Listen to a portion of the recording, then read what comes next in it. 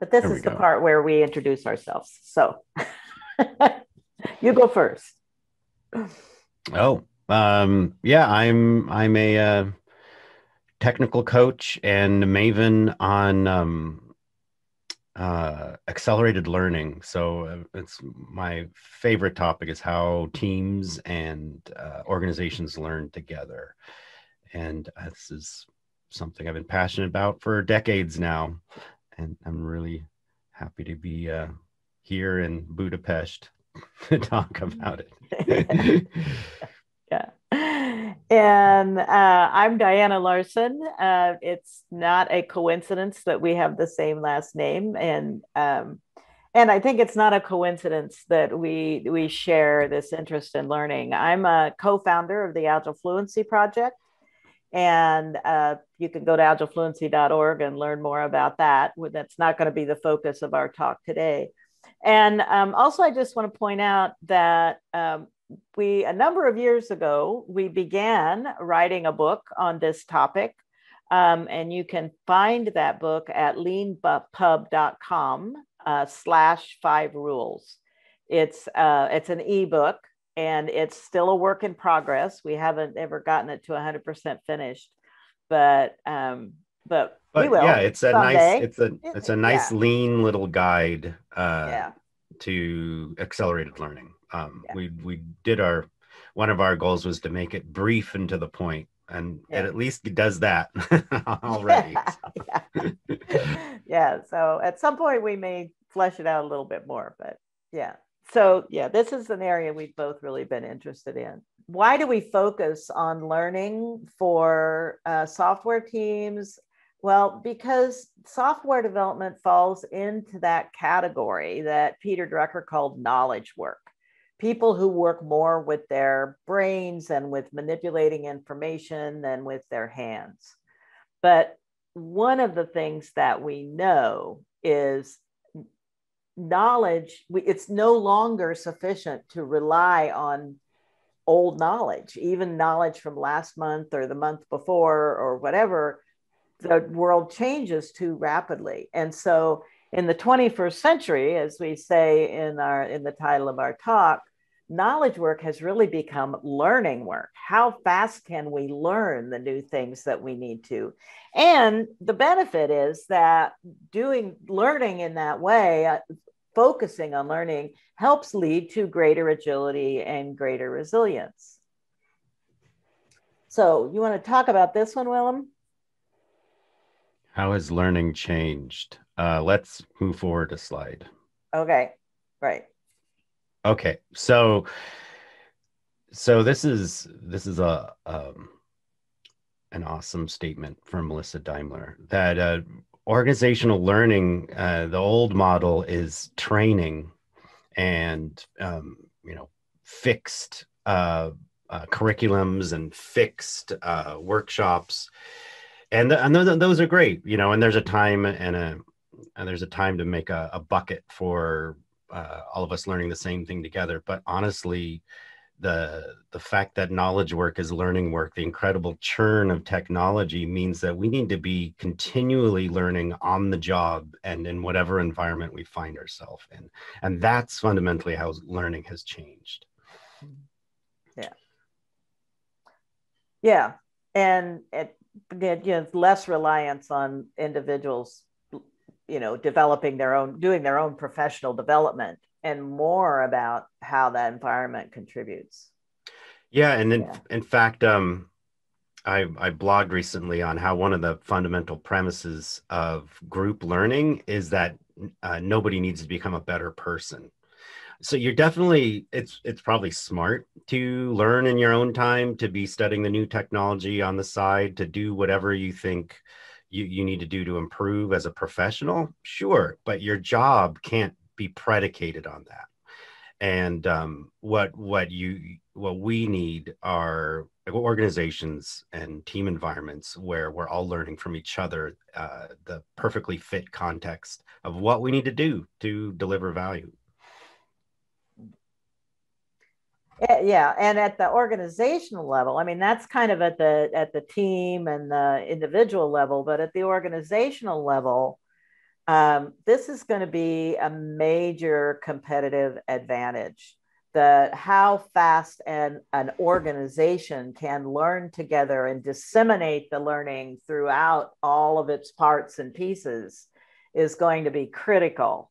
That is will give folks a major competitive edge, and I think it's one of the reasons why organizations are interested in the benefits of moving to a more agile way of working is they have this sense that it will give them a competitive advantage, although they don't always know exactly how to approach that or how to make that exactly happen.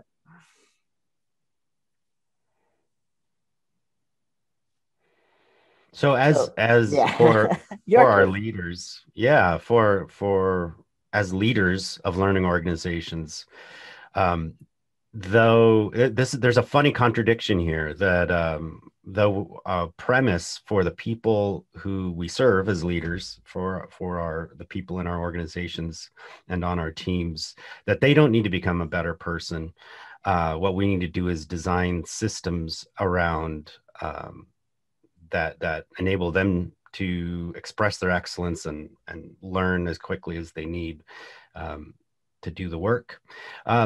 But leadership is a calling, right? And it's a stance. And so as leaders, we do it's on us. It is on the job growth that is required of us. I mean, it is a sink or swim kind of issue. It's this just like was the quote earlier about it's the competitive advantage. So there's three fundamental values around being in that growth space as a leader, and it's the courage to to accept feedback, to look for your weaknesses, to ask for what you need, to take risks, compassion, to understand that people are doing, also in this place where they're taking risks continually, and we're here to help them, to support this learning challenge in the world of technology. And confidence, holding that vision and showing that it can be done, leading the way, going first, right? This is what's demanded of leaders. Yeah. And in this talk, we're gonna touch a little bit on courage and a little bit on compassion, but most of our time is going to be spent really thinking about how can we, as leaders, develop our own competence in or our own confidence in our ability to learn. How do we help our organizations have confidence in their ability, in the whole organization's ability to learn? And how do we help our teams and our departments and the parts of our organization also be confident learners? Because if no matter what obstacle you encounter, if you're confident that you can learn your way through it, you have a more resilient organization.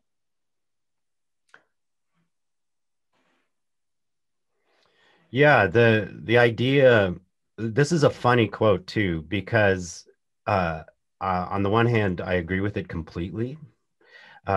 This idea that it's the learning space we want to be in, not the having the answer space, which is a very common space for leaders. Like, your people come to you with an issue and you go, oh yeah, I know what you're saying.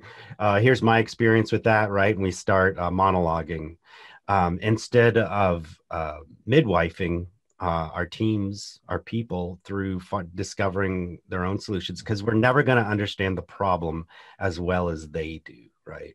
So it's not just being role models, it's setting the conditions, right? Where it's not just about role modeling a good behavior. We're the ultimate constraint on our people's ability to learn, on our organization's ability to learn.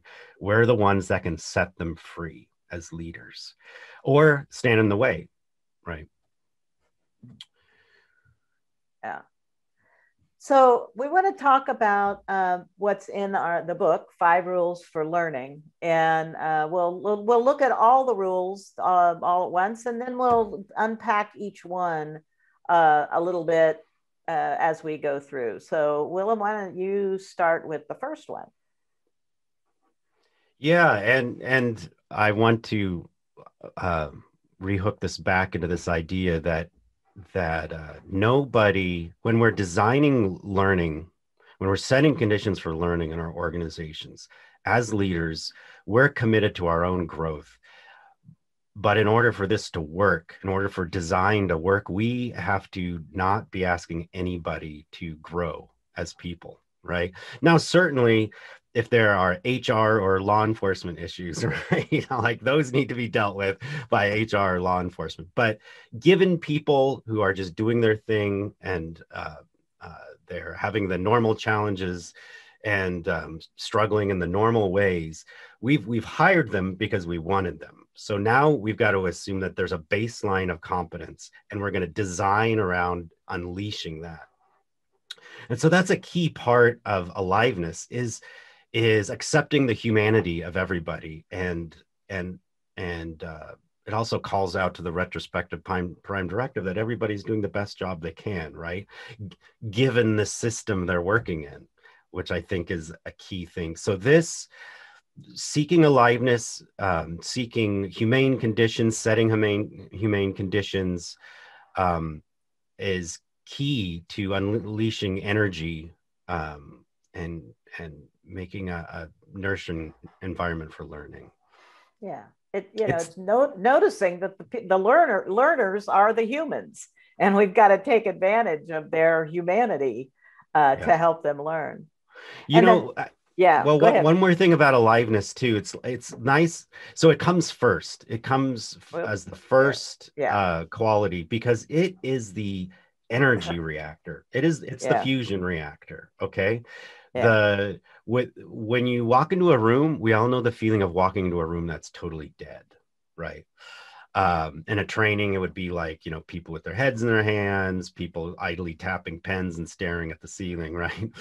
Um, same with a work environment, same in a meeting, right?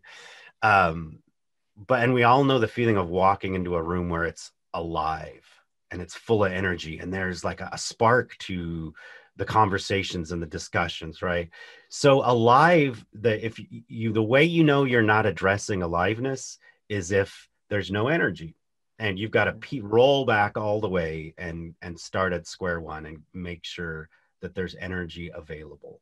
And there, again, with humane conditions, sometimes it's about setting an inspiring vision, but aliveness either is or isn't. It's not a very nuanced. yeah, yeah, And then yeah, setting. right. Yeah. But the best retrospectives we see lots of color, whether it's actual sticky notes in our hands or a mural board or whatever it might be. And all of these rules apply whether we're talking about co-located in-person working together or whether we're talking about virtual work where people are remote from each other and geographically distributed, or whatever. All of these things apply in across those different kinds of working conditions. Absolutely. Yeah, Absolutely. and the second one that we focus on is setting. So when Melissa Daimler talked about creating the environment, the work environment where people can learn, that's when she's talking about the setting. How are we creating a space that is learningful, right? That causes learning to happen, and we look at a lot of different aspects of that, but we also key off of the other four of the five rules to help us figure out what is present or missing in a setting and what we could add to make it support learning better. And fluency is this idea that uh, probably due to how our institutional schooling works, but and cultural reasons, uh, we tend to think of learning something as learning about it, right? So we dither and hesitate around doing something for real, which is another way of thinking of this rule.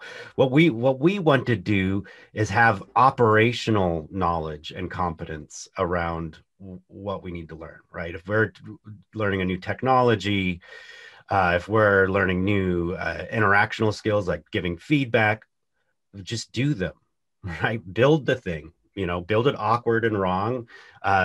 Give the feedback awkward and wrong. Do it and see what happens. Then you'll quickly get information around what's missing in your setting. You'll quickly get information around what's missing in aliveness. It's so important to, when you have a learning challenge, to just go for it and do it, because that's how you find out where your issues are. Mm-hmm. And the next one is obvious. We call it obvious. And another way of saying it is we start obvious and we stay obvious about what it is we are trying to learn and about what is coming up. And we want to keep that attention and that engagement. And so what we want to do to keep things obvious is to make sure that it's not confusing. It's not there's not a lot of distractions. There's not a lot of noise in the channel.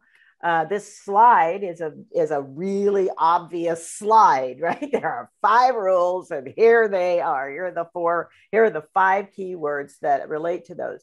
So it helps our learners focus, and staying obvious keeps the boredom quotient low and the engagement in the right place, but then also does not overwhelm. So we want to stay in that area of where things are coming toward us. It's clear, it's concise. We understand what the next challenge is, and that keeps us in the flow. And so we're going to talk more about flow in a moment. Yeah. Yeah, and flow is flow. I mean, we all know what a flow experience is. It's when you lose track of time, you become totally focused on what you're doing, you feel weightless, you're completely unimpeded. And then Mihai Csikszentmihalyi, in his book on flow experience, also talked about how there's like here, see if I can make a graph. Okay, so there's a graph here, right? And this line, above this line, that's the area of overwhelm. And then below this lower line, that's the area of boredom. So you want to be like in the sweet spot zone where you don't want too much of a challenge, right? And you don't want also to have too low of a challenge, right? It's got to be interesting, right? It's got to engage your attention. So moving beans into a pile would be boredom, right? But having to move beans into a pile while, with a gun pointed at your head or something, that might be overwhelmed, right? So it's, and all these rules you can see peel back to the aliveness factor, right? What's the stress of the situation? What's the agency of the learners? It's going to impact the flow experience. Another way of thinking about flow too is good task boards, good Kanban flow task boards that have a to-do, doing, and done column, right? So flow is also about the size and sequence. It's your work in progress. It's your continual flow. It's the idea that you always want to move something, you want to finish one thing before bringing in the next thing, because that's how current moves through a channel, right? Right. So these are the 5 rules. Keep it alive. With a little bit longer. Keep it alive. Setting first. Do it for real is fluency. Start obvious, stay obvious, and focus on flow. But so that's kind of the theory. I mean, so now we've described to you what the theory is, but how do we actually apply these things? So let's dive a little more deeply into this. And one of the ways that I apply it in any situation is I use this handy device on the end of my hand, and I say, I ask myself some questions. And so we're going to be looking at what are the questions that we ask ourselves and what are some of the answers that we find that help us learn using these 5 rules. So the first question is, the rule is keep it alive. And the first question is, how can I create more aliveness here? And so, in the spirit of doing it for real, when we are in a meetup like this, a remote meeting setting, how can we make things more alive? Sometimes it's gestures like this that catch people's attention. Sometimes it's making sure that the slides are attractive and appealing to our visual sense. Sometimes it's looking for ways to connect people, maybe by using breakout rooms. Another way of thinking about that is let's talk a bit about the connecting part of this, the intergenerational and the connecting with other people in your team, those kinds of things as part of aliveness. Humans are social animals, and so we're also social learners. And so one of the ways to actually judge the amount of aliveness in the room is how evenly and how consistent you're hearing from all the voices. You're hearing from the juniors and you're hearing from the seniors. You're hearing from women, you're hearing from men, you're hearing from all people of different ethnic backgrounds and races, right? It's like there's a pump, right? If you hear too much from one particular voice, maybe a white male senior voice, right? The aliveness is going to drop. And I'm sure we've all experienced that, right? When someone's sucking up all the hot air, right? And there's also this idea of equality versus equity, right? Equality means we all have the same size box to stand on to look over the fence at the game that we don't have a ticket to. Whereas equity would mean, well, according to our height, we're given more or less help, a bigger box if we need to see over that fence, right? So if that's going to be true in your organizations too, some people are going to need more help. They're going to be from backgrounds where their voices have been discounted, and they won't raise the hand. And so you won't get the wealth of the information they have. And actually, this slide is a good illustration of this aliveness principle, because as Willem said, humans are social animals, right? We connect, and we love connecting intergenerationally. And so what is interesting is trainers will find that if they're in a training setting, bringing in things to the setting like Lego or crayons instead of markers, or those kinds of things that remind us of younger generations than us, or what we were like as children, will also help to create more aliveness. And so we chose this picture of two generations connecting because it already begins to tell us a story. And another aspect of aliveness is our ability to learn through stories. Humans go toward stories to learn. So there's a lot of different ways that you can ask that question: how can I create more aliveness here and boost the learning? Mm-hmm. You want to do this one, Willem? Yeah, sure. So the next question would be, how can I amplify the impact of the other four rules with setting the conditions of the setting, right? It's like we use setting because it's like setting a table, right?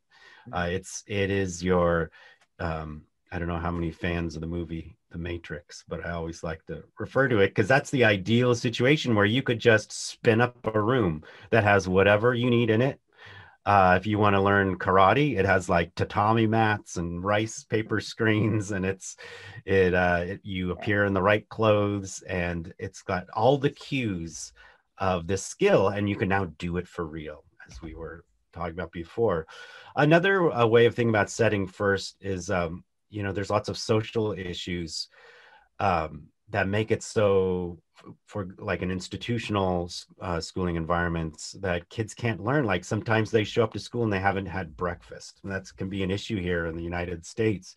And so there's school programs around free breakfasts if you haven't eaten, how can you operate, right? And that's spins back into your aliveness. So your aliveness is telling you how to do setting. And and as you attend a setting, you're looking for what is not alive, right? Right. Yeah, I think also about the agile principle around sustainable pace, right? Making sure that you're not showing up. I mean, tired people don't learn well. So part of setting is what are our agreements around how we use our time as a team, and how much of our time do we spend at work versus what we spend away from work. That is all also a part of the setting. I like this picture about this idea of collaboratories, that our workplaces need to be laboratories where we can collaborate toward getting the best result. And somewhere along the line, I wish I remember who was the first person who said this word to me, collaboratory, but I think it's a great one. And so when we are looking at our workplaces, whether it's virtual or in person or physical, how do we make them more, places where people can actually work together better? That is paying attention to the setting. And once again, how can we get closer to doing it for real? So one of a fun example of this challenge, sometimes you just simply can't do it for real. It's the stakes are too high. So say you're an astronaut training for spacewalks. It would be really cool if you could have like a dimensional portal and a snake a safety line through it, and the astronaut walks through the portal and is in space, and you could just pull them back in as soon as there's a problem. But we don't have that. So astronauts train in Olympic-sized pools, right? That's as close as they can do it for real before they actually go into the experience. And so in technology, we have all kinds of we have environments in our pipelines that are as close to doing it for real as possible without actually being live and exposed to the customer. There's all kinds of ways of thinking about this. There's tuning required in knowing just what the progression along this doing it for real continuum is, but it's something you always want to be thinking about. You never want to leap from like no ability to straight and under the spotlight, with a crowd of 10,000 watching. You want to tune your journey there, but you want to be thinking about it from the first moment. Yeah, and so when we're talking about software work, as we do in agile in the agile space, and although it's beginning to spread beyond that, it is staying aware that as we are doing the work, we are learning more about the work. And I love this quote by Woody Zuell about this. Yeah. So start obvious, stay obvious. So now we're at, and I hope you have in mind some learning situation, and so that you can do it for real, right? Play with the learning situations, your team, the conditions that your team is under, and so on, and think about how can you increase the aliveness? Where is the impact of your setting? How can you get closer to making your learning time as, act like the real work, right? And then for this one, how do we make the learning more obvious? How do we keep the clarity around what it is we're trying to learn? And so now we're on the fourth finger. How do we do this? How do we keep this this thing moving forward? And Willem talked earlier about staying in the flow, not boring and not too challenging, right? So one way of making the importance of learning more obvious is to think about your meetings. We have stand-up meetings, we have retrospectives, we have sprint reviews, we have planning sessions, we have all kinds of meetings, right?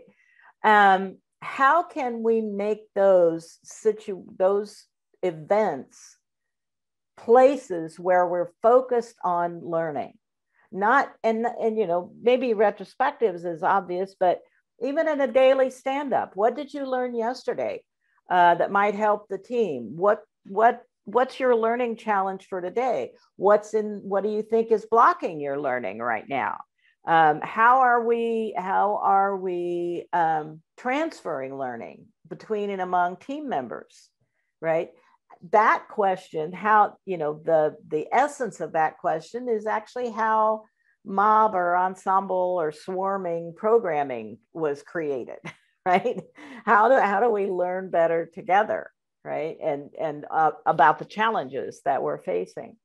So bringing questions, because questions prompt learning. We learn in the direction of the questions that we ask. And so always making sure that the meetings that we have, we're all exploring the questions that we're trying to learn more about, as much as just exchanging status or answers with each other. And I'm going to throw this one over to you, Willem. And you're muted. One common solution that I referred to earlier in this, that you see that comes out of this focus on flow element, is the work in progress of one, right? And on your task board, and always trying to move things to the right, prioritizing moving things to done over grabbing a new thing. That's determining the size and sequence of the learning. And I mean, at its heart. So if you find that all of a sudden your team or your organization is drowning over a project or a feature or whatever it is, you bit off more than you can chew, right? And now scale down to bite-sized pieces, right? Well, there we go. I forgot about the squirrel. Yeah, I mean, there it is, right? You know, there's that old homily, how do you eat an elephant? One bite at a time, right? And that goes with all our projects, all our everything we're building, all our learning challenges. Think about doing it for real, set the aliveness, build the setting, and move into that, stay obvious, and move into that focus on flow, like biting away one piece at a time. I mean, this is like all our tools, our story mapping, all these process tools we're using are fit so well into the 5 rules. It's we're chopping up problems and creating spaces and tackling the work. And the goal of the 5 rules is to make that feel much more natural and a little less like, what is the right process that we should use? The goal of the 5 rules is to help you design your own bespoke processes without really thinking about it, just tweaking this and tweaking that, right? Yeah. Mm-hmm. Okay. So courage, compassion. We didn't talk as much about compassion, but that really has to do with the learning curve. As a leader, the courage, the willingness to say, I don't know, let's go find out together, and not feel like you have to have all the answers. Compassion with allowing people the time they need to learn, and the human connections that they are going to need to be able to learn well. And then by adopting the 5 rules as a regular way of working, you have the confidence that no matter what challenge is thrown at you as an individual learner or as a team or as someone who's trying to facilitate the learning of others, no matter what the challenge is, we know we can learn our way through it. And that, you know, in times like this, I've fallen back on that a lot since a year ago. With all the different challenges that COVID has thrown at us, it's like I have been so aware that my best tool is how am I going to learn my way through through this pandemic. Right. So we've got a little series here of advice. Yeah. So as a leader, you go first. You know, you take the risk, you have compassion for yourself first as you're on this learning journey, right? Along with having compassion for others. You make the mistake first, you accept the feedback and learn from it first, right? Everything that that you want to set as the conditions of this container you're building for your people, your organization, you need to go first. Mm-hmm. Yeah, no, go ahead. Go ahead. Well, I mean, the and this is important too. You're not a definitely part of leadership is lifting your people up, helping them develop, helping them get the training they need and the opportunities they need and promotions, new roles, right? Uh, but again, you're not fixing anybody. What you're doing is you're setting conditions. So as a leader, you are a designer and you're designing and involving your organization.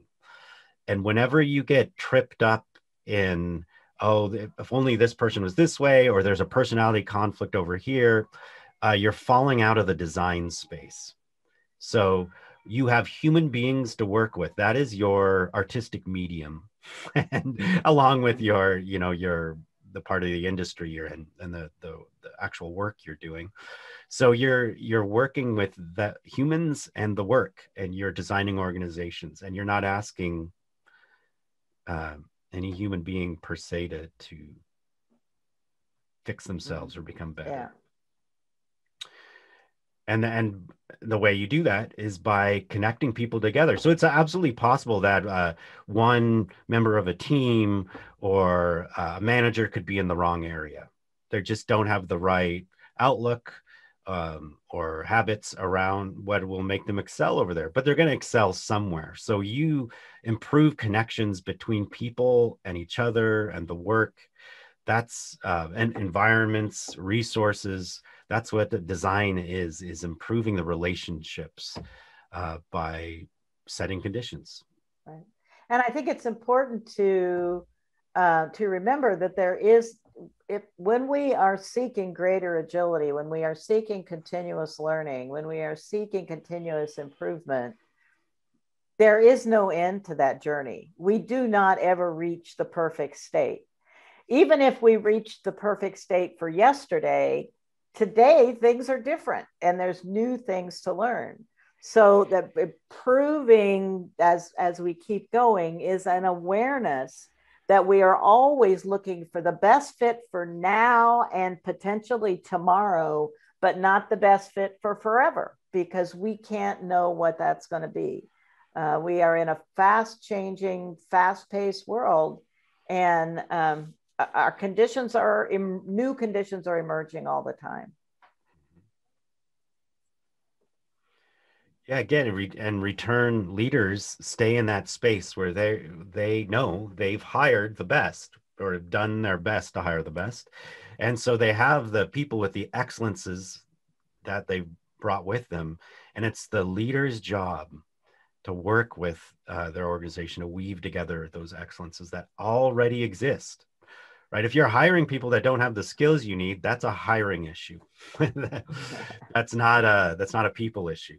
So, in order to stay in the design space, it's so important to stay in this place where we think of weaving together, making connections, setting conditions, and we're not fixated on people and whether they're up to snuff or not, right? Then you fall out of the design space. So this is like protecting yourself as a leader is leading with that that courage, compassion, and confidence, right? You're protecting yourself and your ability to design really good systems by not trying to fix anybody and just being hunting for excellence. Yeah. So our question to you is, as a leader, and we are all leaders, whether we have a formal title or not, by virtue of the fact that we're curious and we show up and we're seeking new learning. So what is our plan? What is your plan? What's my plan for continuous learning for myself and for the groups, teams, organizations that I'm a part of? What is the next thing we're looking for? Right now, I'm on a path to learn more and more about how to help people learn in virtual environments. I have a lot of company in that area, right? And there are some folks out there who have excellent ideas about that. So I am learning that. That's part of my plan for learning, my personal plan, and for my organization. You know, how do we learn more about our customers? How do we learn more about their needs and how we can help to satisfy them? So we always need these plans for continuous learning. So thank you. We're going to pause there. We're not giving you very many answers, but we're opening up a lot of questions. And we'd like to invite you to ask us anything you'd like out of this talk. There's on this slide is a connection to Willem's LinkedIn profile and my LinkedIn profile and the link to the book. And I'm going to stop sharing my screen now so that we can take questions. Absolutely, people are having virtual, and a lot of it is that we have not learned well how to disseminate what we know about how to manage and mitigate that virtual fatigue. There's so many when we get together physically in groups, there's so many differences. For instance, we are rarely in a conference room sitting and staring at a grid of faces, right? And feeling the need to sort of look in the camera and do our very best to connect with those faces and those people that are watching. We want to make eye contact. That's an aliveness issue. But we do not have to do that to the same degree when we're all in a room sitting around a conference table or having beers or whatever. I could be checking my phone. I could be taking notes. I could be doing all kinds of other things, right? That give variety to that sense, my visual sense, and variety to the other people who are looking at me, right? And but in this space, if I start doing that, you all start thinking I'm not paying attention, right? And and maybe for good reason. Maybe I am over here fiddling with something that I could wait for later. But those kinds of things that need to really show up so much differently. Do I use a virtual background or can I use my own thing? Is this outfit going to show up well on the screen? Just all these questions that we never have to do if we just walk down the hall and go to the next meeting. And even in jobs where it is meeting after meeting after meeting, they're not all in the same room. There's a different view out the window. There's different artwork on the walls, so we're really part of that virtual fatigue comes from the fact that we are so much lacking in a variety through our days. And so when we see the same, it is fatiguing. It is very fatiguing. And so, then our job becomes how do we mitigate that? How do we find the tools that will help us do things a little bit differently? I'm pretty excited about the spatial chat tools that'll actually allow people to move around, allow the time to go from to one thing to the next thing. I mean, some of the smart people are starting to say, no, we have no more hour-long meetings. We only have 50-minute meetings because people need to get up and walk for 10 minutes before they show up at their next meeting. If we were in an office building, we would walk from one conference room to another conference room. There'd be that cognitive relief space, right? Instead of just constantly adding to the load. So those kinds of things, I think virtual meeting fatigue is very real. There's all kinds of research about it. And we need to look for more and better ways to recognize our aliveness and make our spaces more alive for each other. There's also, in terms of virtual meetings, there's a lot of great solutions to come out of mob programming. Yeah. Because if you're mob programming right now or ensemble programming, um, you are solving a lot of these issues. And so the biggest thing about meetings, the biggest issue with meetings normally is their meetings about. So we get back to the doing it for real deficit, right? So if we make meetings working meetings, then we're doing it for real. What's the work product that's going to come out? So we can set an agenda that there is a work product we'll be working on. It is a document, it is a web page, it is a email, it is something. And now you've got when you've got a working meeting, you're mobbing. So then what mobbers find, once they're in this remote virtual space, is that you can really grind yourself down to the nub without realizing it, if you're like mobbing hour upon hour. So what mobbers do is time their rotations at the keyboard. Who's the person who's typing, right? And you swap whose hands on keyboard writing the email, the document, the code, right? Being directed by other people. Um, and then in addition to that, so you've got that rotation going, but even then you can get ground down to a nub. So you can work in Pomodoros. Every 25 minutes, you take a 5-minute break and maybe you have a 1-minute micro retro check-in. So what's funny about this is we except for maybe a timer, we haven't added any tools to our virtual landscape, but by attending to other of the 5 rules, we've got regular rotations. So it's like it's always obvious and they're always in the same order. So it's always obvious who's going to be next, what your role is, how you can contribute at any one moment, right? And you focus on flow.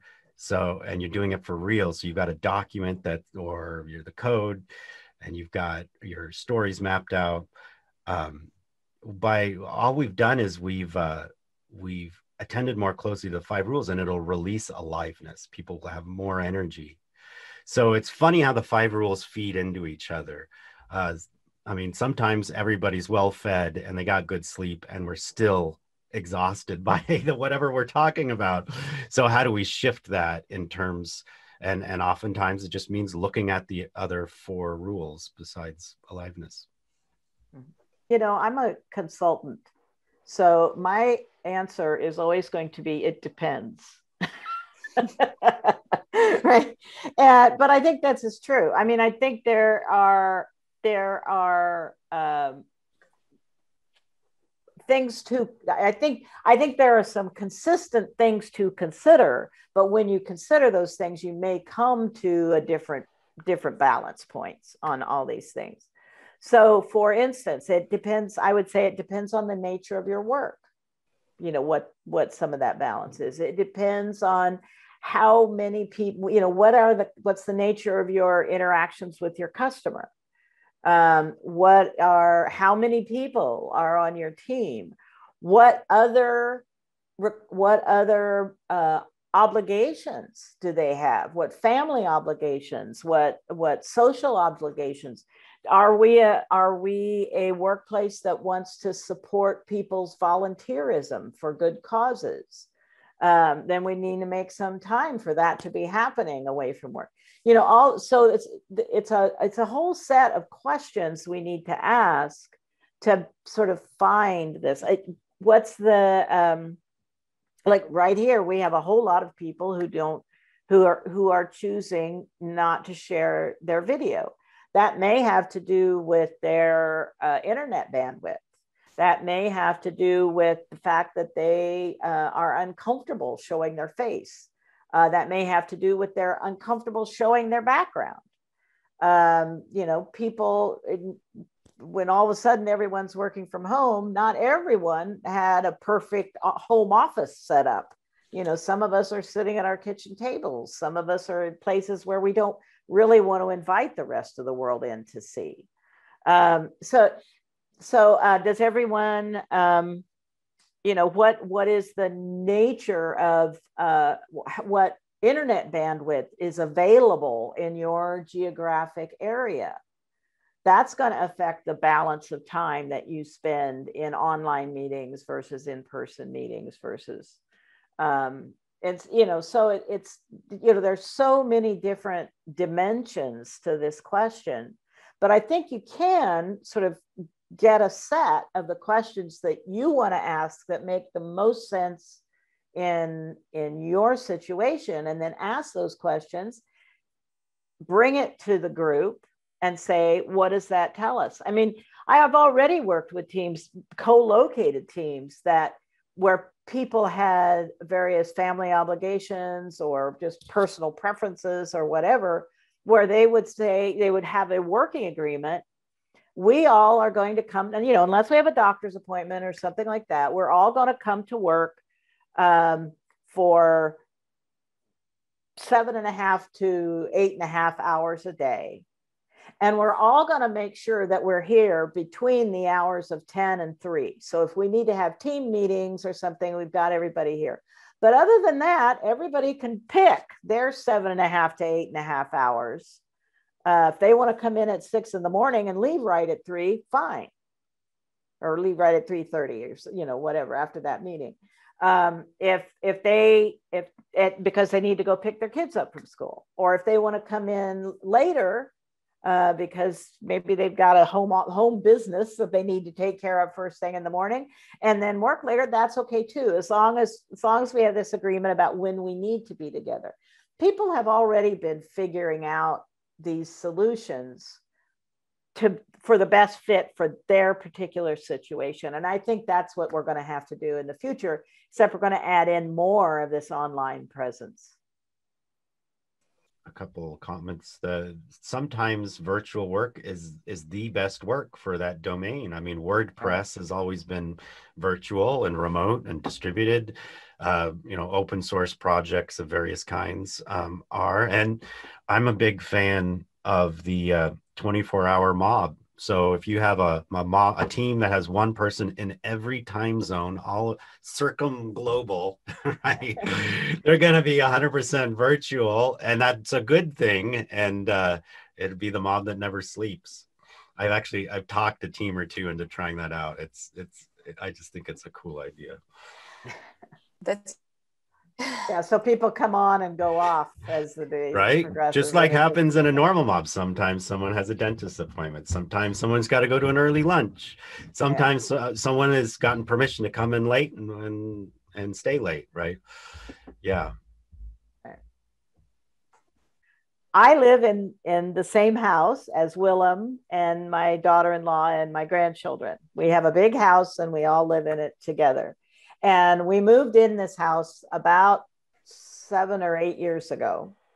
And when we did, we got it all set up for, Wi-Fi, and we arranged with the local company to bring us internet, and we set it all up for Wi-Fi. And it has worked really well for a number of years. And, occasional little problems, but for the most part, it's worked really well. Well, on this last weekend or on Monday, I can't even remember when it happened, it all went down. And so we spent the first part of this week kind of scrambling around. How do we solve this problem? How do we get our internet back? What went wrong? How did that go? Before we were all working from home, this was not an issue because we knew we both had work calls. We had this presentation coming up that we wanted to make sure we were ready for. So there's some very sort of practical, how many people have and I think organizations more and more are going to need to look at supporting this, really have the infrastructure in their homes that they need to do the kind of work that they're doing. And including when it's comfortable, or at least for part of the time, having their videos on instead of all off, because it's very difficult. Frankly, I'm just going to be a little bit vulnerable here.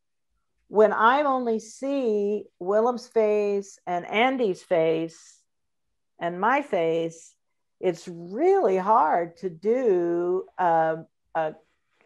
a presentation that connects, because I don't know who my audience is. I can't see the responses that are going on. And that's another challenge in the virtual world, is when I mean, and I absolutely know that people have really good reasons for maybe not having their video on, but it does create this challenge. It creates more difficulty in the aliveness, in the connecting, right? In that sort of basic human thing. So that's another piece. The fact that we can't, that it's only our visual and auditory sense that gets engaged here. The rest of our senses are left behind. And a friend recommended to me that it just even in friendship virtual calls, right? How do we express, well, we can't hug each other anymore, we can't shake hands, we can't, do all these things. I'll share something with you that my little grandson, who doesn't live in this house with me, who's 7 years old,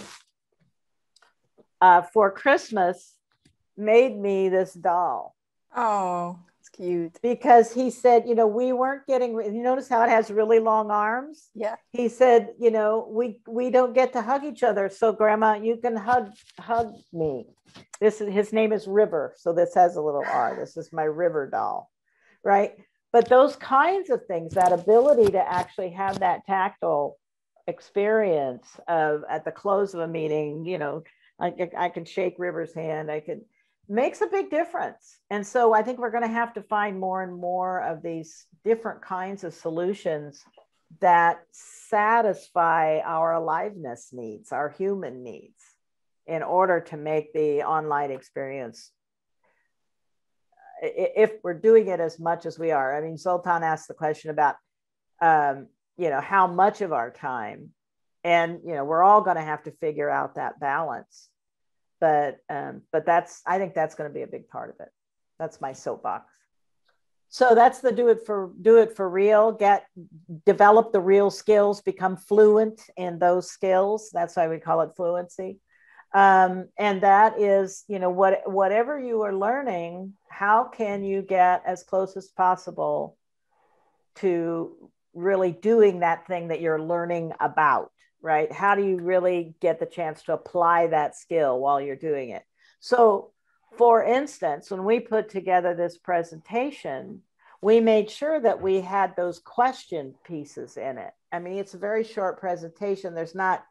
I don't have high expectations for the learning that's going to come out of this, but I do want you to walk away with something. And the best way to do that is to get you to engage with, okay, what are the learning challenges at my work or for me or with my team? And so that's a doing it for real. That's building fluency in using the 5 rules that we're telling you about. So yeah, well, why don't you talk about doing it as a software team? Well, another way of thinking about the fluency and doing it for real is anytime you're at work or in your own learning, anytime you're looking at a learning challenge and you're starting to engage it, ask the question, am I learning about this thing, or am I learning to do this thing? Am I doing this thing? Right. So that's a fundamental thing. So say, a technical team may want to get a CI/CD pipeline up and running, right? And so the instinct might be to read books on it or sign up for a training at some point that, but the best way to do it is to set up a block of time and just build a low stakes pipeline. Just do it, right? And one that you can throw away, right? So that's that astronaut in the swimming pool. You're not building the actual pipeline, perhaps. You're making room that you can make mistakes and whatever. But so a lot of teams will have like a learning hour at the end of a day, or learning afternoon on Fridays, with maybe a couple hours, where these projects that you need to figure out how to do, at some point you'll need to do this. you make a space for them and you just dive in and do them. That's that principle of doing it for real and fluency. Mm-hmm.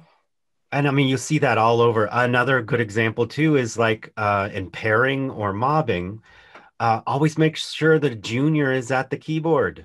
Make sure the person who doesn't know is the one who's typing. You've instantly created a flow of actually doing a thing. Before I even know how to do it, I'm typing out the code. I'm using the tool because I have a strong a navigator. So it's always predicated. Good mobbing and pairing, I believe, is predicated on making sure that your ideas always go through someone else's hands, as Llewellyn Falco put it. And that's called strong style navigation and pairing.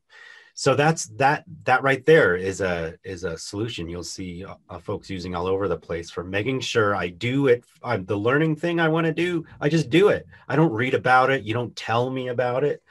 I even like, if you're about to diagram something on a whiteboard or write code on a whiteboard, I mean, why not write it in your IDE?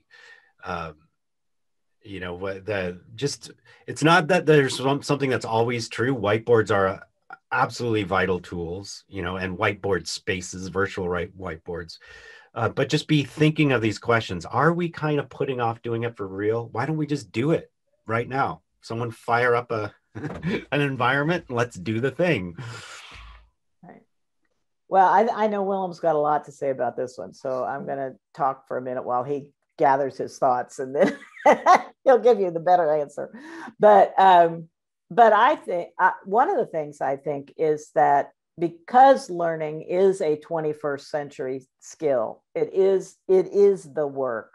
I think more and more job descriptions and things are going to, and interviews and things need to ask about people's attitudes toward learning and what's the latest, what's the last thing you learned that you were really excited about, and share those kinds of things. There's a wonderful activity, I think it comes from Peter Drucker, but that Lisa Adkins mentions in her coaching book, her Agile Teams book, I think it is, called Marketplace of Skills, where everybody on the team gets together and says, here are the work-related things that I know well enough to teach others. Here are the work-related things I'm still interested in learning. Here are the outside of work things I know well enough to teach others. And here are the outside of work things that I'm really interested in learning right now. And just amplifying the idea that wanting to learn is a good thing. I think that is going to go a long way as we just shift the way we talk about things, ask questions about what we're learning and those kinds of things. But so Willem, do you have some more specific examples? Well, I do think too that, I mean, we're all learners, really. Yeah. I mean, we're all learning something, even if it's like our knitting project in the evenings, or I do new card game, or so. I mean, when someone says someone's not enthusiastic about learning at work, I start hearing safety issues, and that's aliveness, right? And so, how do we lower the stakes? How do we set the conditions where it's hard to screw up, or everybody else is screwed up and now you're the only one who hasn't, so you feel weird, so I better screw up, right? And that's what a good mobbing can look that way. But I mean, really, another way of thinking about this person, if it's a team or it's one person who's struggling, I'd put them in a situation, in a container full of really passionate learners, and just have it rub off on them, right? It's what's really tough is if you have a team of people who are scared and they don't want to take risks because they've seen what happens when this is all authentically learned anxiety, right? Nobody's making up that you get fired if you get screw up or don't perform, right? That's a reality, right? And so there's some amount of, we're not trying to fix anybody, but what we're going to do is we're going to set conditions where they're just going to reacclimate to the new way things are. So So diluting that anxiety on a team with a bunch of confident, passionate learners, then the resistant becomes like a granular, right, instead of a boulder, right? And so you could break up a whole team that way. That could create its own safety issues. Maybe they like each other, but you start thinking along these paths of, okay, human beings like to do what human beings like to do. And one of those things is learning. So what is the real block to this person? What's really holding them back? And you design around down that path. I've seen mobs of reluctant or learners, absolutely, a whole mob of teams. Mm-hmm. And what worked is breaking them up and putting them in other teams. So no process will solve any problem. Sometimes what you're needing to do is to break down the size and sequence of the challenge, which is acclimating a risk-averse learner to the fact that we want an environment of courageous learning, right? Yeah. That's our, you're allowed to make mistakes, blah, blah, blah. And talk is cheap though. So to break down that learning challenge, our organization is going to have to make the challenge easier by breaking down the problem. It's funny. What I find funny is there's always local solution to these things, but I'll find myself talking and I'll think of like an example in the Agile world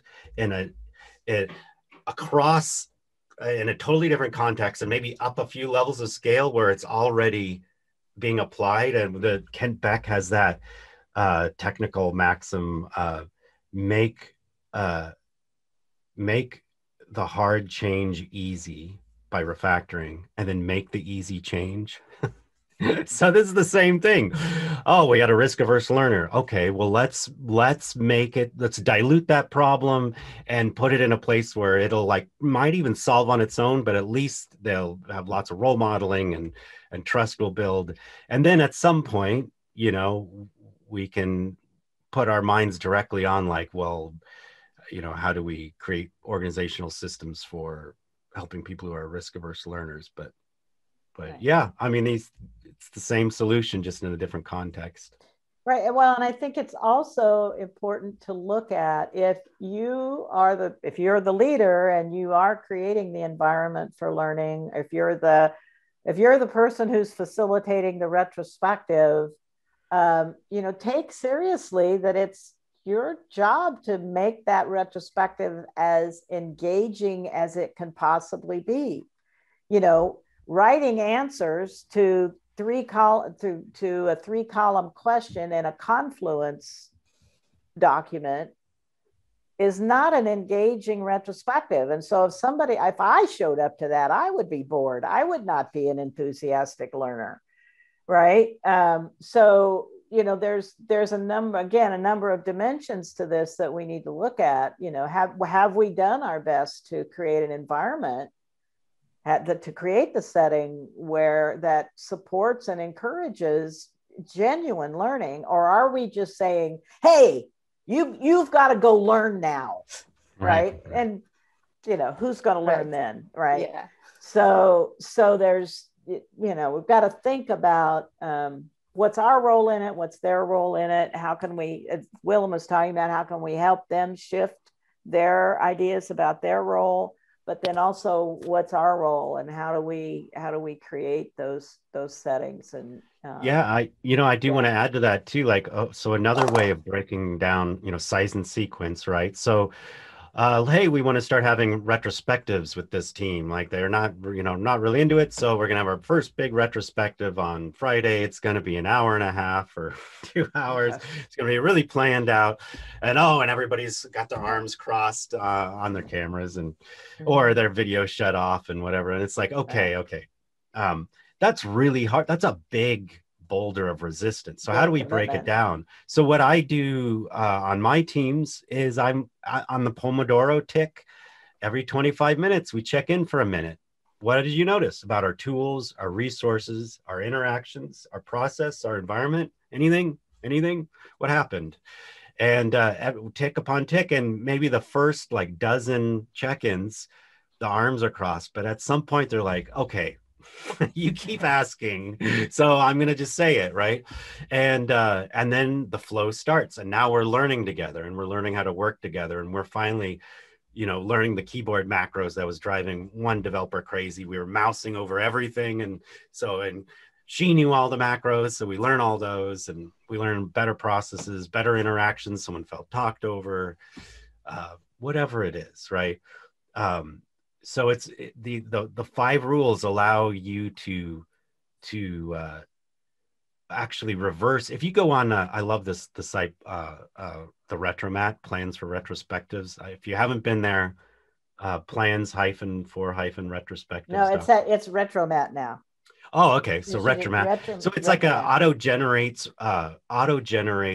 retrospective formats, right?